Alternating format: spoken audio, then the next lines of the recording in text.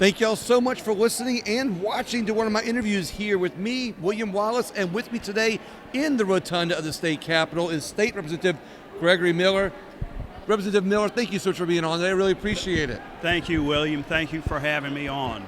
Well, you know, I always see you around here. You're one of the quiet ones, I gotta say. I don't see it. I don't see on the floor too much debating the chicken sandwich, and so I don't see you getting too loud. But I do see how active you are negotiating, talking with people, being active on the floor and in the committee meetings. I appreciate you're working hard like that. Sure, thank you, William. I'm not someone who wants to be or needs to be in the spotlight, but I want to try to, learn about the bills and what they do and try to make them better if I can and understand where we're coming from on this legislation. So where I feel that I can help, I do, and if it's a bill that really doesn't need to be somewhere, it goes anywhere, then I try to tell the author that, look, it really doesn't need to move. So sometimes enough people talk to the author and they'll just park the bill and they won't move it.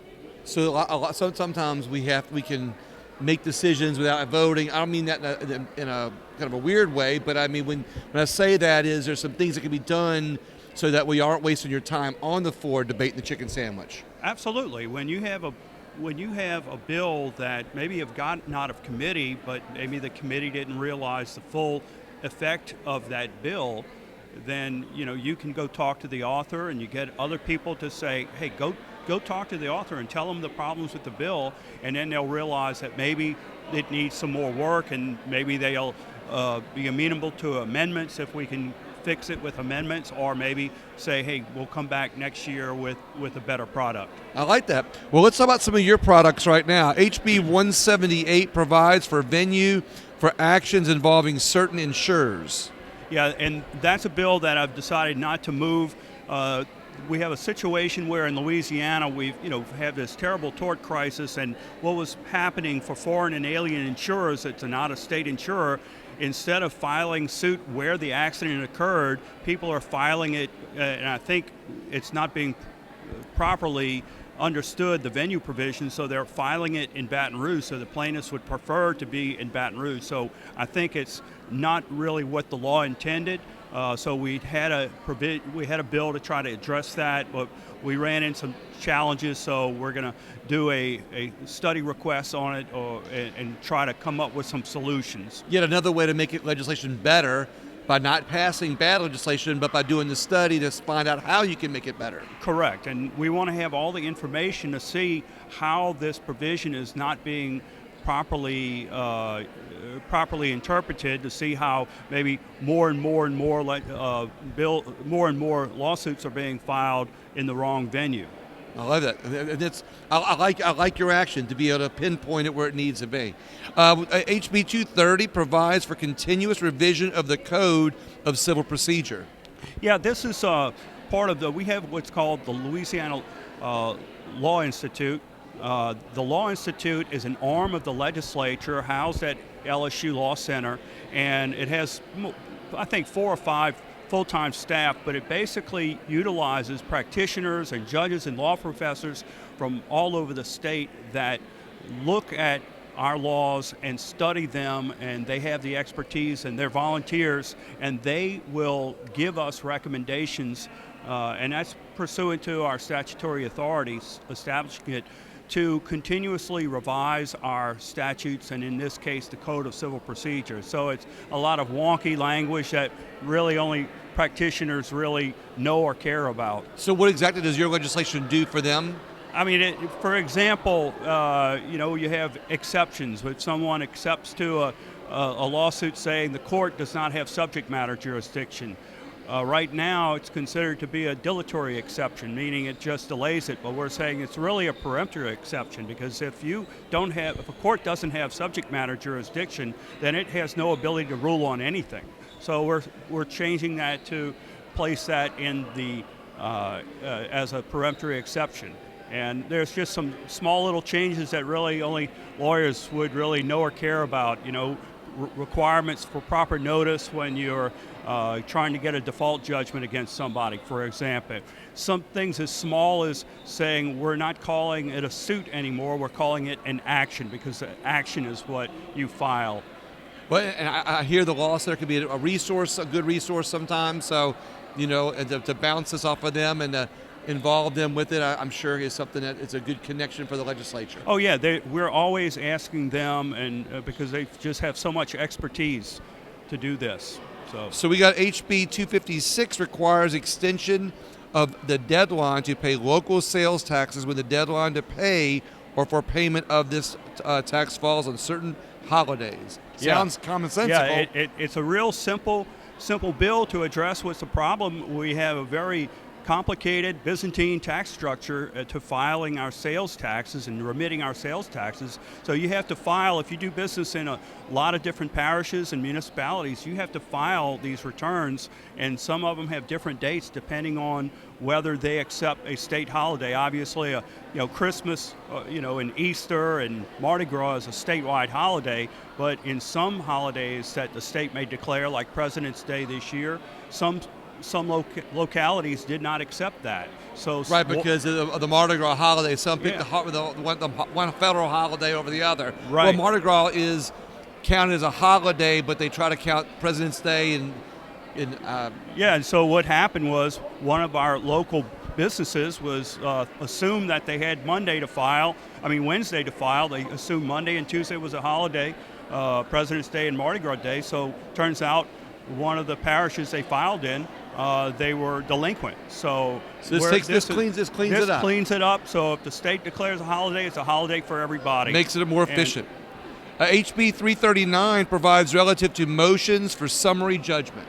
Yeah, this is to clarify that when you file a motion for summary judgment and someone gets out on a motion for summary judgment, you're not supposed to allow any other evidence about that person who's been thrown out. Maybe they were a defendant in the suit, but turns out there was absolutely no evidence that they were involved at all. But there are certain circumstances where maybe an agent for someone was acting on their behalf, and maybe they got thrown out because they were not the actual person that was doing the dirty work.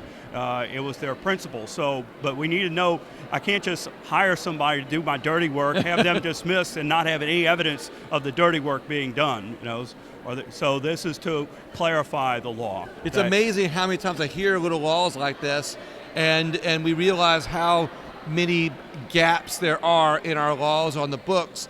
And things like this cleans it up and helps connect some dots. Yeah, there's always a new set of facts. There's always new things that are happening, and that's what legislatures do. We're trying to constantly adjust to changing circumstances and changing conditions, and when we see an issue, we try to address it. HB 290 refers to, looks like, relative to collections and legal malpractice. Yeah, we had passed a bill last year that dealt with a situation where if say, for example, someone who really doesn't have any money and has very little insurance, they cause an accident and the lawyer actually drops the ball. Well, how much money can they collect? Can they collect a total amount of their damages, or the amount that they would have been able to collect if the lawyer had done what he was supposed to do? Mm-hmm. Well, this was to clarify that it's only the amount that they would have been able to collect in the underlying action against the defendant, not the total amount of damages. And this was to try to clarify because we think it had some unintended consequences and it cast too broad of a net. But it's a very complicated situation. We've worked a lot on the bill, but we decided that we were not going to go forward with it this year. Needs some more work. Yeah, absolutely. I love the fact that legislators are willing to defer a bill or do a study instead of passing a bad bill. Well, we want to make sure that we get it right. I mean, last year we didn't anticipate everything, and sometimes we have to keep coming back to tweak the legislation that we had passed previously. All right. Let's see. We got HB 359 creates a juvenile justice district to include the parishes of Ascension, St. Charles, St. James, and Assumption. Looks like. Yes. So it's the River Parishes juvenile justice district. modeled after the Florida Parishes Juvenile Justice District. This is to provide for pre-adjudication detention of juveniles. We hear about all the juvenile crime, and what the problem is that when a lot of these juveniles that need to be detained before they go to trial, before they have an adjudication, in these parishes, we don't have a place to keep them. It's become cost prohibitive for the sheriffs to do it themselves, and there's no beds available. Typically, we try to send people to Terrebonne Parish or to St. Bernard, and often they don't have beds available, and we'll have to send the children out of state, which is expensive, and also it keeps them away from their families. And so this is to try to solve the issue, and so that we can build or use some existing facilities to bring it into to make it a juvenile detention center and be able to provide the services that are required by Louisiana and federal law. To serve those areas. Yes. So where's the funding come from? Well, the funding is going to have to come from.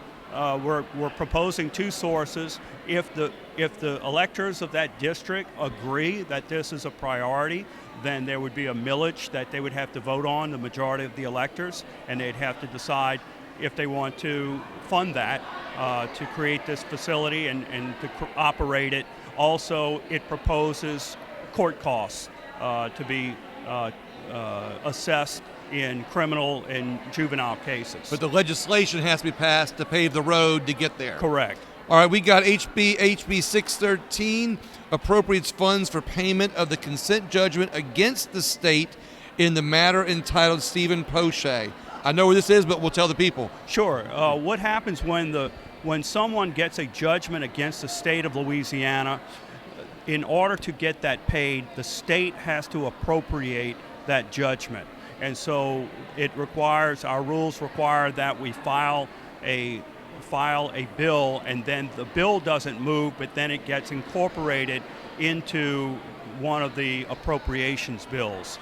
And because, the state has to appropriate it because our Constitution doesn't allow the state to just write checks to anybody, and it doesn't allow someone who got a judgment against the state to just start seizing, the state capitol or the statues or the. So did this happen in your district? No, it actually. Is that why they came to you with the bill? Actually, it did not happen in my district, but the attorney who was handling it it was someone who I went to high school with. He passed away unexpectedly on his way to court, and so his client, who actually had gone to high school with me, didn't know where to turn. So I said I'd be glad to do this. I'm working with the people in the community to be able to get things done. And the last one we got is HCR 46. It's a House resolution, commends St. Charles Borromeo. Okay, sorry about that. Catholic Church. Yeah, so St. Charles Borromeo Catholic Church in Destrehan, we're celebrating 300th anniversary of the founding of the church. It wasn't St. Charles Borromeo. Originally, it was the Church of the Germans. We're part of the German coast, Côte des Allemands, and they're celebrating their 300th anniversary there. And we're really happy to do that, and part of a big ceremony that we're going to have in November. Well, I like the fact that, once again, some of these resolutions are merely to be more involved in the community. I do have two more questions that are important, I think, for this session. We talked earlier about how they're debating chicken sandwiches down on the House floor for way too long. Would you support legislation that would make the chicken sandwich the state sandwich, or do you think that there's another state sandwich in the works? I'm from South Louisiana, and guess what? It's got to be a po' boy, but the question is, what kind of po' boy? And I think some of the people of Italian heritage would say a muffaletta. Okay. So that's a new one. I mean, we've got a lot of fantastic sandwiches, and I couldn't imagine singling one of them out. The Representative Owen says it's got to be an oyster boy, and so I don't know. I'm going to have to ask some other people. We've got oyster, we've got shrimp, we've got ham and cheese. Man, we've got a lot of great sandwiches. One more important question to me is that, when I look on the legislative site, I see a lot of pictures of representatives. Would you support legislation that would make the legislators update their pictures regularly instead of having old pictures? Well, it depends on what the legislature looks like. I'll leave that one alone. I like that answer. So, Representative Miller, thank you so much. I really Thank you, appreciate William. it. Thank you for that. And thanks for playing with me on some of those funny questions. I like to try to make it a little bit more lighthearted for people who are watching to watch for the next one. Any parting words? just thank the opportunity to visit with you, and also I thank my constituents for the opportunity to serve them. And looking forward to a Senate race, I think, right? Yes, I'll be running for the Senate. Our senator now, Gary Smith, is term limited, so I'm hoping to be able to run for that seat.